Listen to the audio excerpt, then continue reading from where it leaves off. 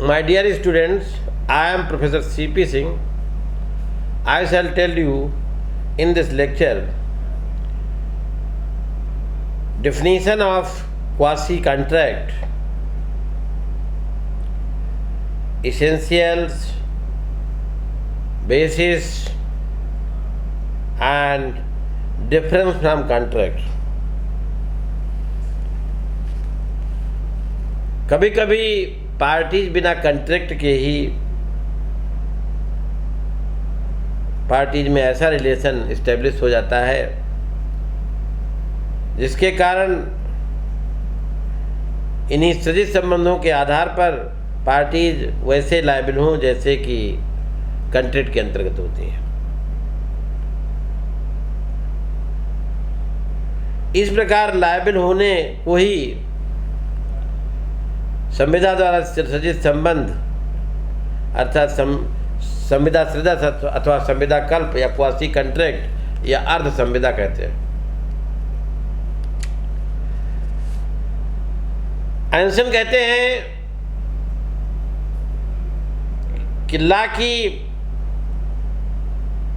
प्रत्येक प्रणाली में कुछ परिस्थितियों में बिना किसी करार के ही एक व्यक्ति को दूसरे व्यक्ति के प्रति दायी जाना चाहिए, माना जाना इसलिए आवश्यक हो जाता है क्योंकि ऐसा न करने पर पहले वाला व्यक्ति उस लाभ या धन को अपने पास रख लेगा जिसका कानूनन कोई दूसरा हकदार है। बिनफील्ड कहते हैं कि ऐसी लायबिलिटी को जिनका उल्लेख विधि के किसी अन्य टाइटल के अधीन नहीं हो सकता है, किसी स्पेसिफिक व्यक्ति को इस आधार पर किसी अन्य पार्टिकुलर पर्सन को कुछ धन देने के लिए बाउंड किया जाता है कि ऐसा पेमेंट न करने से पहले वाले व्यक्ति को अनुचित लाभ होगा। ऐसे दायित्व को का जो है जो क्रिएशन है करार के अधीन होकर विधि के अधीन होता है। ये विधि से क्रिएट होते हैं, सेक्शन में क्रिएट होते हैं। इसके अंतर्गत केवल धन प्राप्त किया जा सकता है और कुछ नहीं, केवल धन। और ऐसा धन प्राप्त करने का अधिकार केवल पार्टिकुलर पर्सन्स के विरुद्ध होता है, सारे संसार के विरुद्ध नहीं। तो कहने का मतलब यह है कि quasi contract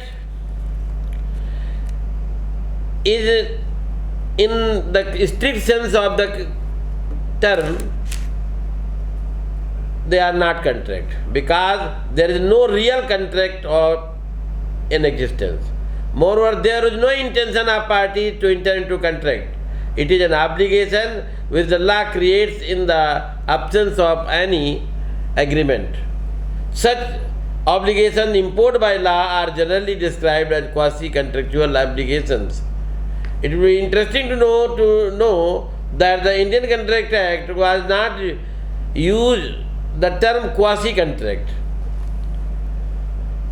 for such obligation. It described the quasi-contract as certain relations resembling those creation of contract. कहने का मतलब ये है कि ये ऐसे कंट्रैक्ट होते हैं, रियल सेंस में कंट्रैक्ट नहीं करते, इसीलिए क्वासी वर्ड दिया गया है। इसमें ऑफर एक्सेप्टेंस नहीं होता, कंसिडरेशन भी दोनों पार्टीज को नहीं होता, कई जो कंट्रैक्ट के लिए इसेंशियल्स हैं वो मौजूद नहीं होते। फिर भी लायबिलिटी के मामलों में ऐसे लायबिल होते हैं जैसे कि उनके बीच कंट्रैक्ट हो। जैसे सब उदाहरणार्थ ए जो है एक अनसाउंड माइंड पर्सन बी को कुछ उसके जीवन के लिए जरूरी चीज़ें सप्लाई करता है। उसने उस अनसाउंड माइंड के पर्सन ने कभी नहीं कहा, उसके रिश्तेदार भी ने भी कहा, बिना कहे जो है ए जो है उसको 500 रुपये की चीज़ें सप्लाई करता है। तो यहाँ पर उसने कहा नहीं कभी अनसाउंड पर्सन बी ने, फिर भी जो है बी ऐसे बाउंड होगा जैसे उसने कहा होगा और बी की प्रॉपर्टी से वो रिकवर किया जा सकता है। अब जो है बेसिस इनका क्या है कि ये बेस जो है मैक्सिम है नेमो डेबिट लाकू प्लेटरी एक्स लाइना जस्टुआ। It means no person no man must grow rich out of the another person's cost. In other words, these are the based on the equitable principle that a person shall not be allowed to enrich himself as the every expense of another, try to prevent unjust enrichment. The term unjust enrichment means the enrichment of one person at the cost of another. The Mahavir Kishore state of MP आया 1990 के case में Supreme Court ने observe किया that the principle of unjust enrichment that requires that the defendant has been enriched the receipt of a benefit. Second, the enrichment is an expense of the plaintiff, and third, the retention of the enrichment is unjust. तो ये जो है mainly grounds हैं, basis हैं जिन पर जो है ये बेस्ड हैं. Quasi contracts doesn't depend on the offer and its acceptance. Quasi contracts based on justice, equity, as well as good conscience and on the principle of natural justice. It is enforced by law. It is not formed by contract. It is not right in personam. The individuals who incur expenses entitles to receive money, and it is raised through a legal fiction.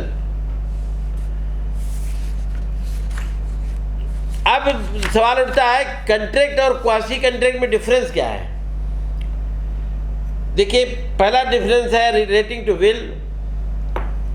Contract जो है offer और offeree की will पर, इच्छा पर उत्पन्न होता है, जबकि क्वासी कंट्रैक्ट दोनों पक्षकारों की इच्छा से उत्पन्न नहीं होते.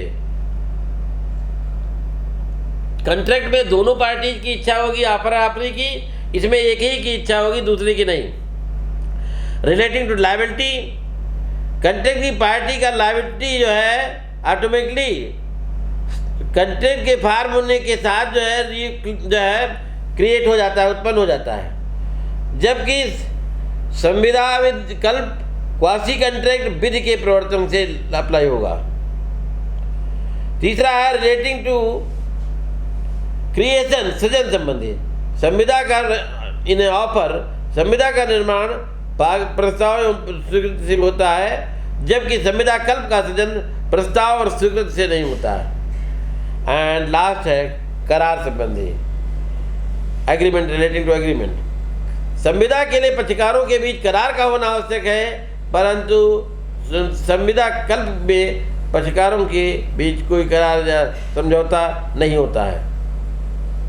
तो इस तरीके से क्वासी कंट्रैक्ट और कंट्रैक्ट में डिफरेंस है. क्वासी कंट्रैक्ट डिलीवरी देती है.